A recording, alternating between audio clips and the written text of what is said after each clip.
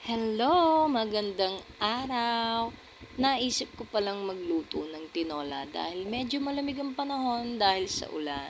At ayan, dito ako kay ate bumibili dahil kachismisan ko yan.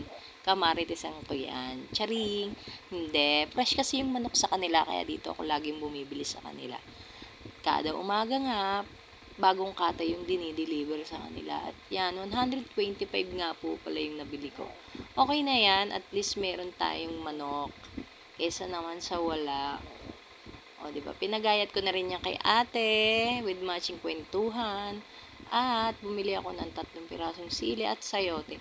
Hindi naman makukumpleto yung ating tinola kung wala tayong sayote o papaya, di ba? At medyo nag-crave nga ako doon sa tinda nilang ulam na adobong baboy at adobong atay ng manok with fried tilapia. Ayan, nakapamili na ako ng aking lulutuin.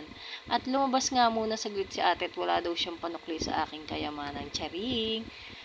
Bumili na rin pala ako ng sibuyas dito sa katapatan nila dahil wala rin silang tindang sibuyas. Ano ba yan? Magsara ka na nga ate. Joke lang. Bumili na rin pala ako ng bigas kasi wala na rin palang bigas. Ano ba yan? Puro na lang gas. Pag uwi ko nga pala, gising na ang aking mister at ang aking bunso. Ayan. Mabuti naman at hindi siya umiyak dahil wala ako. Napakabait talaga ng aming bebe na yan. Yan, na-ready ko na yung aking lulutuin. Ginayat ko na lahat. At magigisa na lang ako. Yan nga.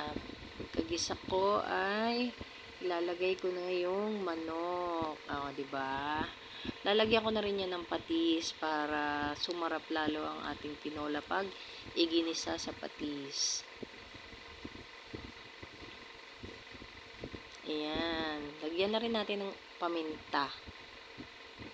At habang nag-aantay nga akong kumulo ang aking tinola, maglalaro muna kami ng aking bebe. Aking bebeng dugyot. Hindi pa siya naliligo. Yeah, kumukulo na kaya lagyan natin ng Knorr cubes. Ayan, lagyan na rin natin ng 3 sili at isabay na rin natin ng sayote. Ayoko nga pala ng malabsak na sayote. Gusto ko ay half cook lang.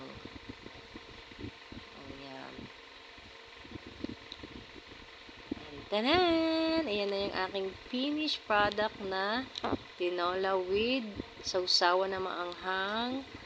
At yan, mainit na kanin at bahaw. Ayaw na asawa ko ng mainit. Gusto niya daw bahaw.